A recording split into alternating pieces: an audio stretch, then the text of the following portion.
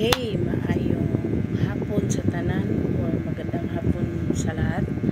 Nalang ko'y kunting i-share about sa SIM na bigla lang siyang nawala ng signal. Based on our experience last Sunday, nawala siya ng signal bigla. As in, walang-wala, no service talaga. Ngayon, edi nagka-problema kami mag-asawa kasi nandun ang mga transaksyon niya. So I was thinking kung unsaon pagsulbad o paano lutasin. So nanood ako ng video sa YouTube. Sa tagal-tagal kong in-scroll ang solusyon na gets ko or paano mag-solusyon. Pero may maproseso siya konti, little lang. So ngayon na ang proseso is pag mawala ng signal, mawala yung SIM card, masira ang SIM card, Globe 2M Smart or kahit anong SIM, kami is smart.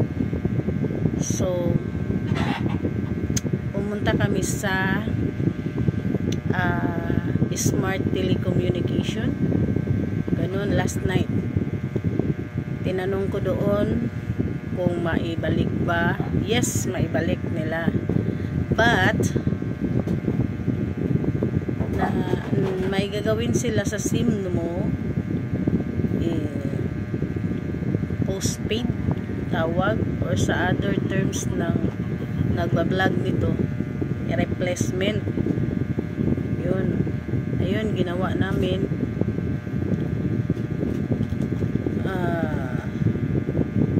Seconds or minutes lang nakuha namin yung SIM card, but you have to do something. Kailangan may kontrata kayo sa kung anong SIM ngang ipaayos nyo.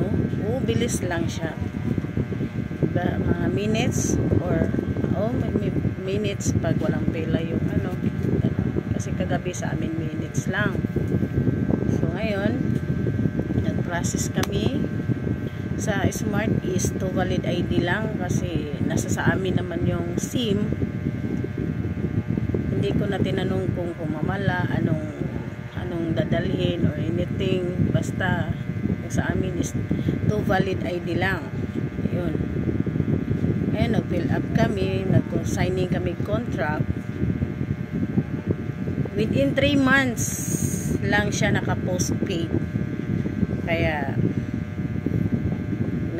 nagawa, nakuha namin ang SIM. For activation is 1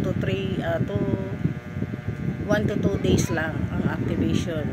Ganon pa rin ang number mo na nasira, tsaka okay na siya, magiging okay na yung SIM card mo. Pero kailangan mo nga talagang mag-avail sa